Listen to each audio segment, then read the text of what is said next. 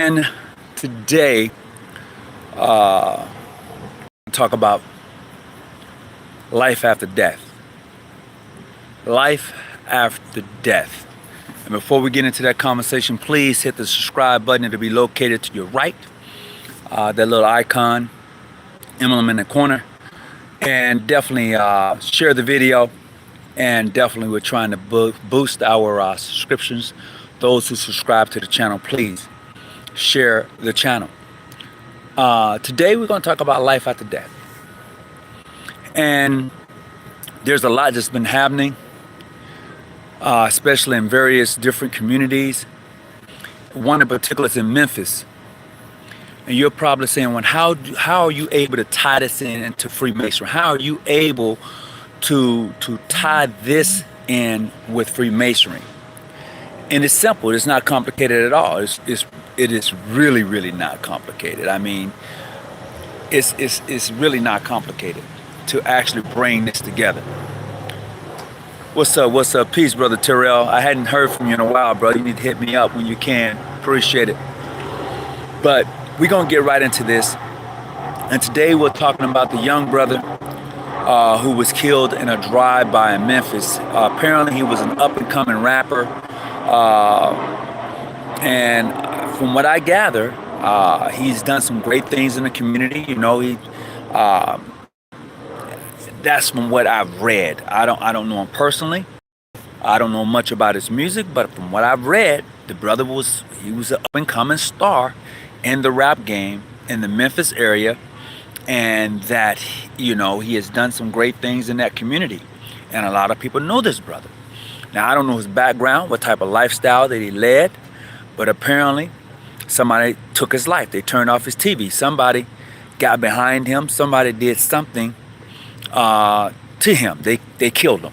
They took his life. That's why today we're talking about life after death. And not long ago, this young brother, peace and greetings, met with the Honorable Louis Farrakhan not long ago and took a picture with him, and it was interesting. And I say that because usually when a person or individual meet the Honorable Louis Farrakhan, they're on a road of redemption, of changing their life. I'm just letting you know from my own personal experience that when you meet him in person, or even go and listen to him in person, his words, his message, it pierces you. It makes you want to change when you're in his presence. You want to give that respect and that honor when you're in his presence. So with the killing happening in Memphis, it seems like there's been some retaliation. And I'm gonna tie this thing into Freemasonry in just a second. It just seems as if, and I'm this is secondhand information, that there has been some retaliation. So the report and the word on the street is that the police has informed the community in that area, hey, you guys need to stay indoors. Apparently they've shot up some homes in businesses because of his killing. Is this true? It's secondhand information to me. So if you know anything about this particular story, put it in the chat, whether the information I'm given is true or not. And I've checked some of it out, and I don't know the area that well enough to say this is a fact. But I do know that this young brother was shot. He got done in at a drive-by. I do know that. So as we venture into this particular subject, life after death, in Masonry, as I said before, it goes into death. Everything we deal with in Freemasonry is about life and death. That's a fact. You can't take it out. You can't change it. It's also about obligating yourself to another person. You're saying in your Masonic oath and obligation some things that you are willing to do for this person that you don't even know.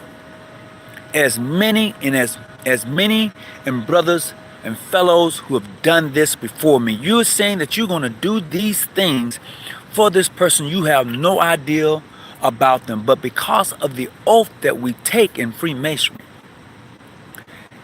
and in the remembrance of a brother, when you pray and taking his word and keeping it in your breast, and those things that we talk about that we hold so dear to ourselves in Freemasonry transpire, and they should go out in the community for which we live. And I say this because in Freemason we are taught to respect the next individual, humanity. We are taught in Freemasonry that we should always remember our brothers and do what we can for them, but we touch upon those boundaries. Those who are outside of Masonry, we should respect and treat them with dignity and honor. With that being said, we talk about, Black Lives Matter, and Black Life does matter. But how can something so precious matter when it seems as if those who are black, not all, I'm just talking about those who have anger issues, those who are caught up in another mentality, don't see it that way. See, when you go and meet the Honorable Louis Farrakhan, when you go and sit at his table, your thought process changes. You don't see things the way everybody else sees them. When you listen to the Honorable Louis Farrakhan talk, that whole, it changes. I'm just going to be honest with you. And not only that, when you become a Mason or an Eastern Star, your thought process is supposed to change. The way you walk, the way you talk, the company you keep, all of that changes. I'm not saying that you're not going to have your faults. I'm not saying that by far. I'm just saying that even if you got your faults, and we all have our own faults, we all got our own skeletons in those closets, you're supposed to be mindful of who you are at all times. So even if I'm not the best guy to be around, I should be reminded that being a Mason, it is my duty to carry myself in the appropriate way, And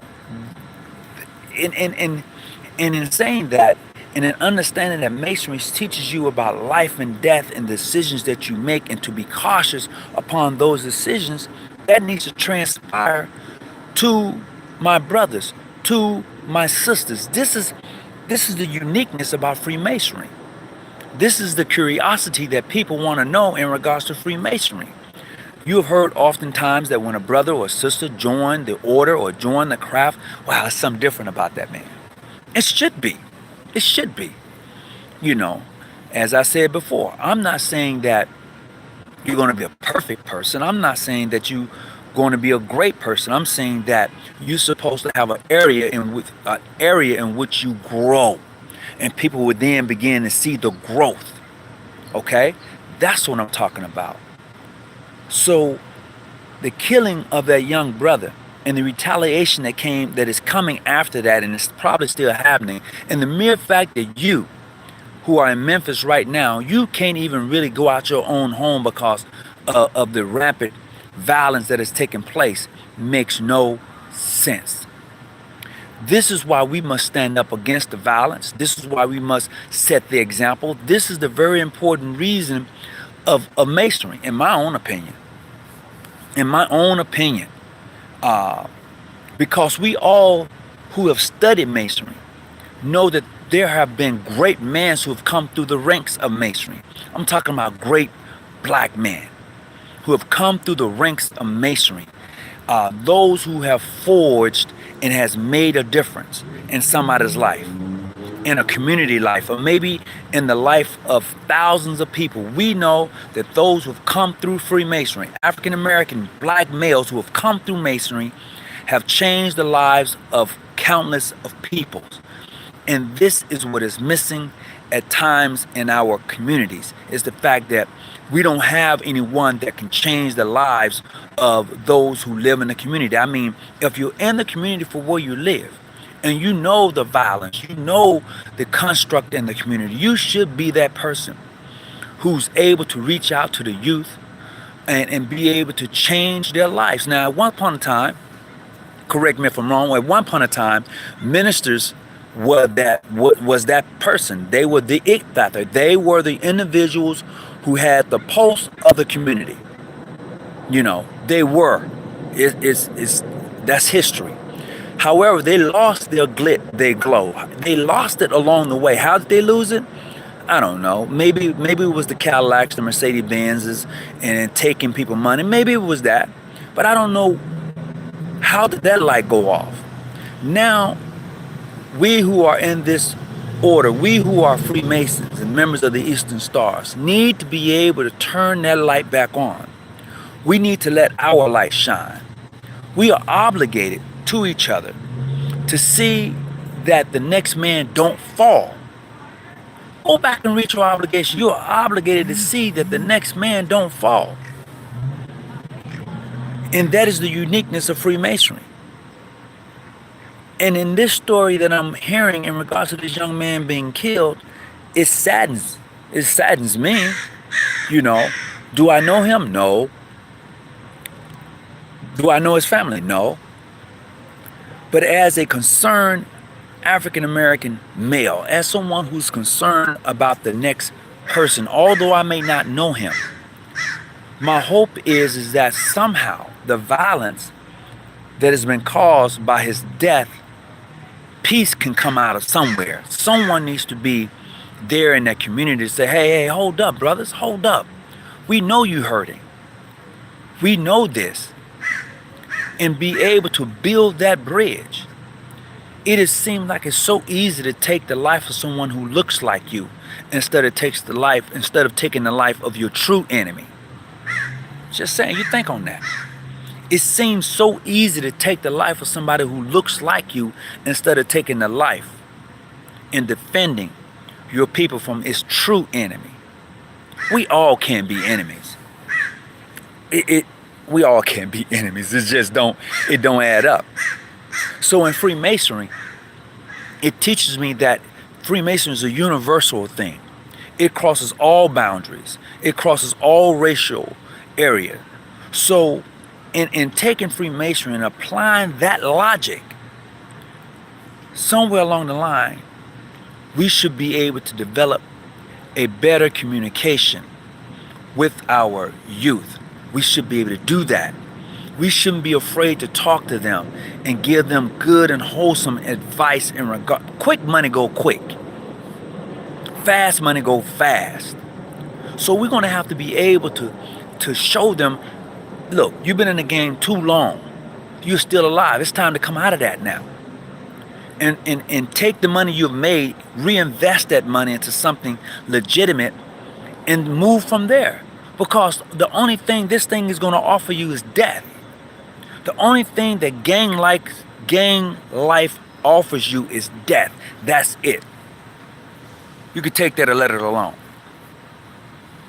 The only thing gang life offers any gang member is death.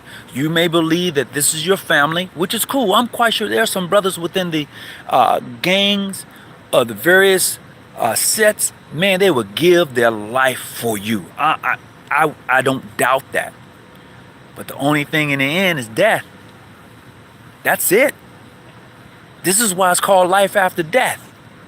You know, because in Freemasonry, we talk about, in every degree, we talk about death, resurrection, coming back being better than what we were when we died before. In every degree. There's not one degree in Freemasonry where you're talking about you're not being hit, cut, stabbed. You're doing it all in every degree. So it teaches you that every time you die, you should come back and be stronger and better. You should be able to, those things that have killed you, those passions that have gotten next to you, that have caused you to fall, you should be able to overcome them passions as you progress in Freemasonry. It teaches you that. So when I look at the youth, when I look at those who are willing to lay down their life in an instant for nothing, man, They are your best Masons. They are your best Eastern Stars. We need to figure out how can we get them to change the mentality and thought process that they have. What is it that we can offer our youth to so they can come into this great organization of Freemasonry in the Order of the Eastern Star? We have to find something that's going to be able to pull them in this direction, to offer them life and not death. We need to be able to have a conversation with them that will raise their intellect. And I'm quite sure there's some very educated brothers that are in various gang sets around the world. I'm talking, man, they can count money. They're bookkeepers. They're they are true leaders. I don't doubt that at all. What I'm saying is that in the end, that system offers you death. That's it. No benefits with your death.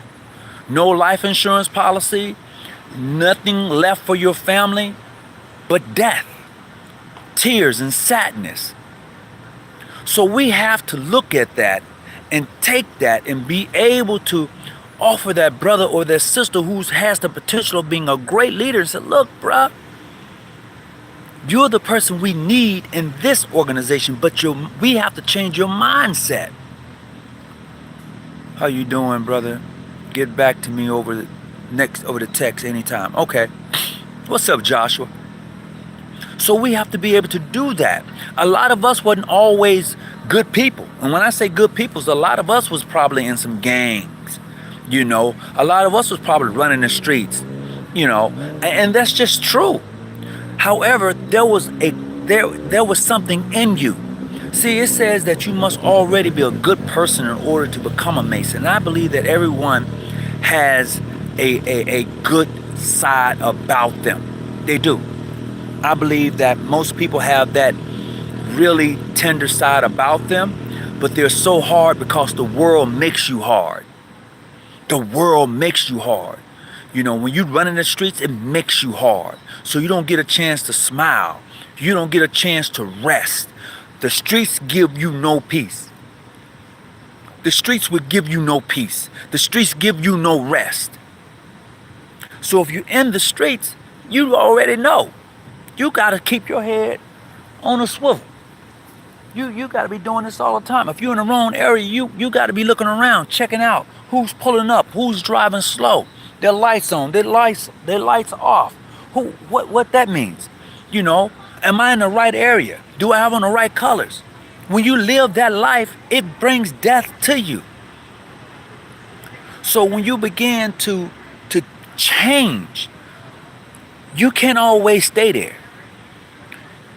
In that situation, and you begin to change your life, you cannot stay there. I don't care how hood you think you are. When you begin to change your life and leave that style, that way of living behind you, you cannot stay there. Because it will suck you up. Somebody's going to want to pull you back in because they're going to say, oh, he think he uppity now. Oh, he can't hang out with us no more. And they're going to pull you back in. You can't stay there. If you're in that lifestyle, you got to leave it. You got to move from that area. You got to go to a place that is safe. You got to leave that city, that state. You got to get away. You can't do that. People talk about no justice, no peace. I want peace for myself. And if I'm not getting the peace I want, I got to go get it. I got to go get it. If I have to leave an area of the city or town for which I'm in to get peace, I'm going to have to do it. If I got to leave an area of the city or town to get justice, I'm going to do it. I have to. The first preservation is to take care of yourself and your family. That's the most important thing. You know, Brother Hawkins, get up with me. Oh, Jamal Jackson. Okay, hey, hit me up. You hit me up, bro. I'm at work right now, but when I'm done after this, I got a few more minutes. Yeah, Jamal, you can hit me up. That'll work. I'll be back in a minute, Joel. Where you at?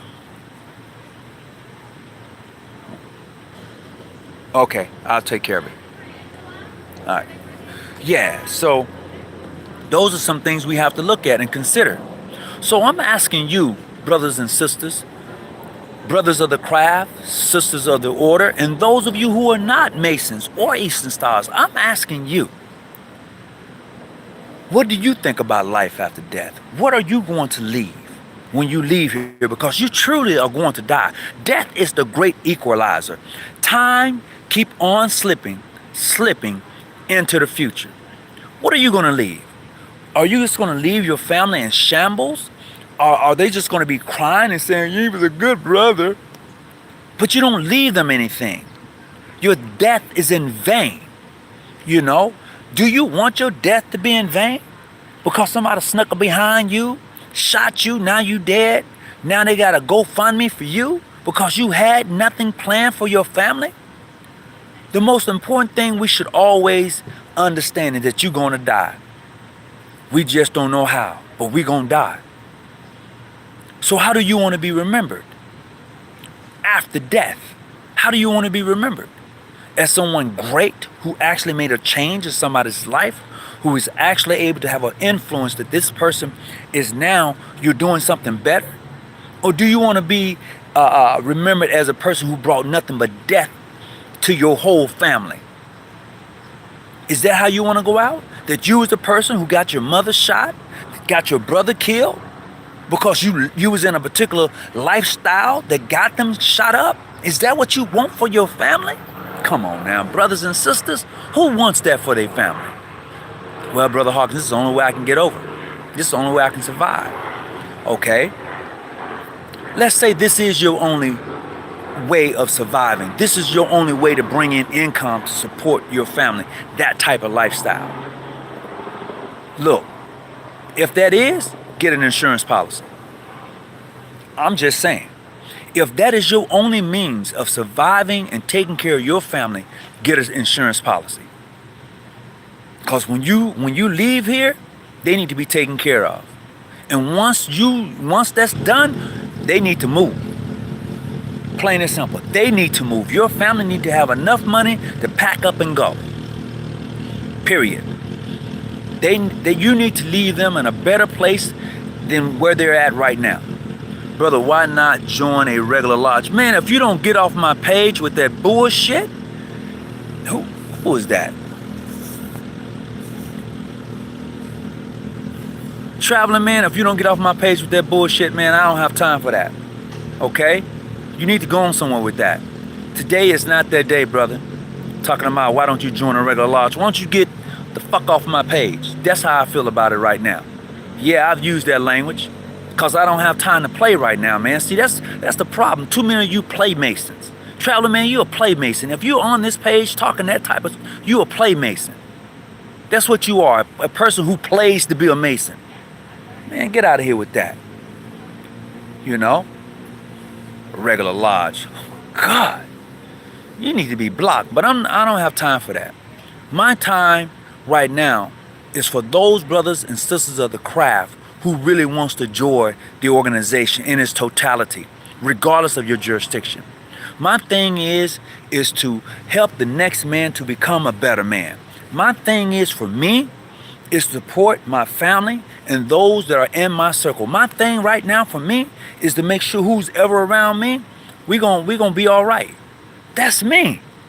You know, maybe you're not like that, traveling man. Maybe you're not like that. I don't know you that way. You know, man, I'm trying to help brothers. Man, if you don't get out of here with that, be on the level, brother, you have no idea about the things. Let me go on. Get back to the subject at hand. So we're talking about life after death, and in our youth who are caught up in the violence, and how we as Masons can assist and aid them along the way in getting out of that type of lifestyle, so they can find another way of being able to support their family, poor, distressed, widows, and orphans. Isn't that what we say we do? How true is that?